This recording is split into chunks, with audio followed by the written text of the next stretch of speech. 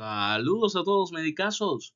En el día de hoy vamos a hablar de la fisiología cardíaca, siendo este el tercer video que compete a la insuficiencia cardíaca. Posterior montaremos el video de fisiopatología de la insuficiencia cardíaca y el tratamiento de este mismo con su respectivo caso. Así que iniciemos. El temario en el día de hoy es la presión arterial, gasto cardíaco, volumen sistólico, precarga, contractibilidad y poscarga. Y vamos a repasar un poco con respecto al ciclo cardíaco para tener en cuenta todos estos conceptos para la mejor interpretación de la fisiopatología de la insuficiencia cardíaca. Damos inicio con la presión arterial y esta se define como gasto cardíaco por resistencia vascular periférica. La resistencia vascular periférica es aquella que el corazón tiene que romper para eyectar la sangre al torrente sanguíneo. Como tal, corresponde en el momento del ciclo cardíaco en el cual encontramos la contracción isovolumétrica, donde el corazón con todas las válvulas cerradas genera una presión mayor a la que encontramos en el torrente sanguíneo, el sistema vascular. Y como tal, hay la contracción, y cuando esta contracción genera la presión mayor a esta, se eyecta la sangre y la vamos a ver modificada cuando el paciente tiene alteraciones como la presión arterial o cifras superiores a las normales, y como tal va a haber mayor resistencia vascular y el corazón tiene que generar mayor contracción para poder romper esta resistencia. Al igual cuando tenemos una estenosis aórtica, no se abre tan fácil estas válvulas y por ende la fase de isovolumétrica su contracción tiene que ser mayor. Por el otro extremo tenemos que el gasto cardíaco puede estar modificable netamente por las alteraciones cardíacas subvariables como la contracción, poscarga y precarga. Como el gasto cardíaco es una de las variables que pueden modificar la presión arterial, definamos el gasto cardíaco y este es el resultado que podemos ver de la frecuencia cardíaca por volumen latido, dándonos igual al gasto cardíaco. Es importante saber si la frecuencia cardíaca está modificada, vamos a encontrar que el gasto cardíaco está alterado. Y uno de los momentos de toda la vida que podemos ver esto es un momento de fuga o de huida. Una persona que está asustada, su frecuencia cardíaca va a aumentar y consigo el gasto cardíaco. En una persona normal se sabe que debería ser aproximadamente 70 latidos por minuto, que sería su frecuencia.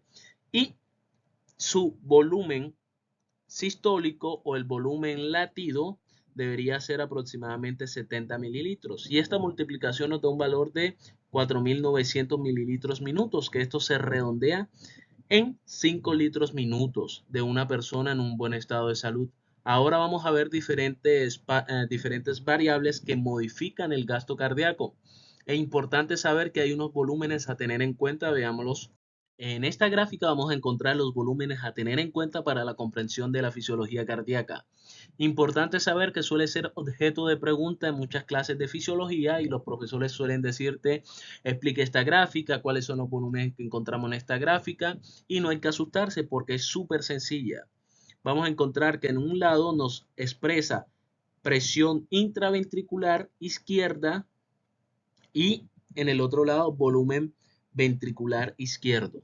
En esta gráfica se tienen en cuenta tanto la presión intraventricular en milímetros de mercurio como el volumen ventricular en mililitros. Y vamos a enfocarnos en esta parte. Aquí dice volumen telesistólico. ¿Qué se refiere a este volumen telesistólico? Durante la contracción cardíaca o la sístole, hay eyección, se contrae el corazón, hay eyección que pasa al torrente sanguíneo y como tal, toda la sangre que encontramos en el ventrículo no va a pasar.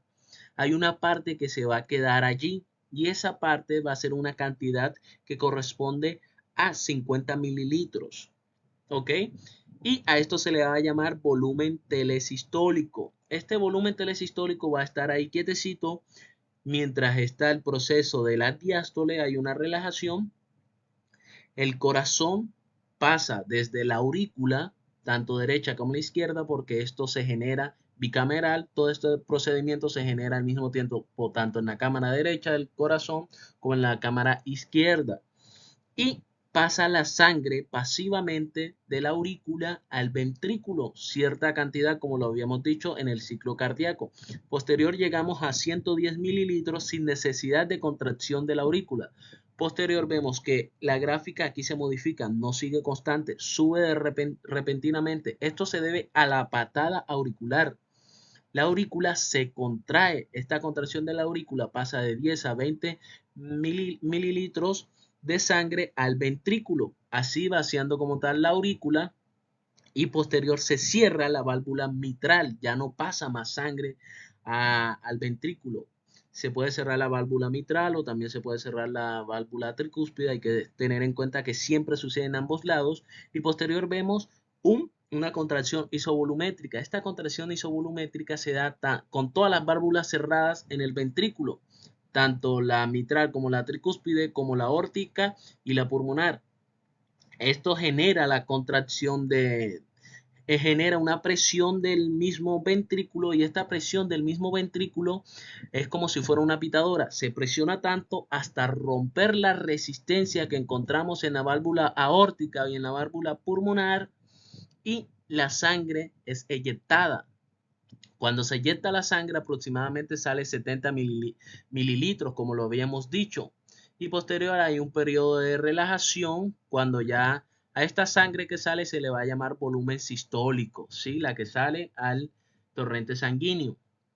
Y posterior se cierra la válvula aórtica cuando ya sale toda la sangre correspondiente, y se genera algo que se le llama la relajación isovolumétrica, que se relaja como tal el ventrículo para luego generar el llenado auricular, el llenado ventricular y todo este ciclo. Los volúmenes a tener en cuenta es el telesistólico, telediastólico, y el telediastólico corresponde a 120 mililitros, que es cuando se llena toda la aurícula, y posterior sale 70 y queda 50, que es el que encontramos aquí. Bueno, estos son los volúmenes a tener en cuenta y es muy importante. Aquí comprendimos en gran manera lo que sucede en el ciclo cardíaco. Así que pasemos con aquellas variables que modifican el gasto cardíaco. Tenemos una imagen que nos ilustra lo anterior mencionado. Tenemos que durante la diástole el corazón se relaja y pasa sangre de las aurículas, tanto derecha como izquierda, a los ventrículos. Toda esta sangre que encontramos aquí se le va a llamar volumen telediastólico, que corresponde a 120 mililitros, como lo habíamos dicho. Y posterior sigue la sístole, hay una contracción. El corazón se contrae, y al contraer de los 120 pasan 70 mililitros y se quedan 50, que se le llamaría el volumen telesistólico. Dicho esto, ya comprendimos esto. El volumen sistólico es una variable que modifica el gasto cardíaco. Es importante saber que este puede depender tanto del volumen final diastólico como el volumen final sistólico. Esto dependen de sí mismo. Por ejemplo, el retorno venoso consigo el llenado atrial, y del lado del sistólico la poscarga. Todo esto va a depender del gasto cardíaco, y el gasto cardíaco y el volumen sistólico depende tanto de la precarga como mecanismo de Frank-Starling, poscarga y contractibilidad. Vamos a ver qué puede modificar esto. Aquí tenemos la precarga, y la precarga son uno de los factores o variables importantes que modifican el gasto cardíaco. Sabemos que el corazón tiene la capacidad de contraerse y también de distenderse, y pudiésemos decir que la precarga es la distensión que genera el corazón para generar más espacios en los ventrículos para recepcionar la sangre en estos mismos. Y es importante saber que la precarga es equivalente al volumen de fin de diástole, que a esto se le denomina VFD para cada ventrículo, y como tal esta VFD no es medible rutinariamente, por lo que se debe emplear mediciones indirectas. Una de estas mediciones es la presión de fin de diástole para cada ventrículo. A esto se le denomina la presión venosa central, como la PVC, que va a ser importante para la comprensión de futuras patologías. Tenemos aquí esta niñita que infla un globo, y esto hace alusión a la precarga. Se distiende, y entre más distensión tenga este globo, más volumen de aire puede caber. Es igual lo que sucede en el corazón. Entre más se distiende, más recepción de sangre puede haber.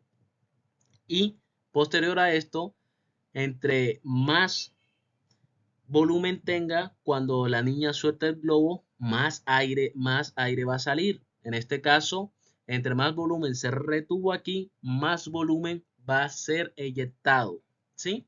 Y esta eyección de la sangre tiene relación con la contractibilidad cardíaca, porque la contractibilidad cardíaca es la capacidad que tiene el corazón para contraerse e impulsar la sangre desde los ventrículos hacia tanto la arteria pulmonar que lleva la sangre a los pulmones para ser oxigenada y también hacia el sistema vascular en sí.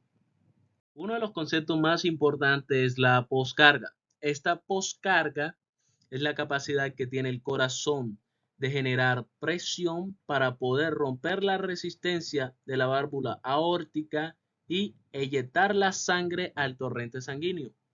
Y esto hace parte como tal en el ciclo cardíaco de la contracción isovolumétrica. Esta contracción isovolumétrica es cuando la válvula mitral y la válvula aórtica están cerradas, al igual del otro extremo, y como tal hay una contracción, se genera una contracción. Esta contracción va a generar que haya un aumento de la presión intraventricular hasta romper la resistencia de estas válvulas, y al romper la resistencia de estas válvulas, no solamente romperla, se rompe la resistencia de la resistencia vascular periférica. Esta resistencia vascular periférica que modifica el gasto cardíaco, como lo habíamos dicho.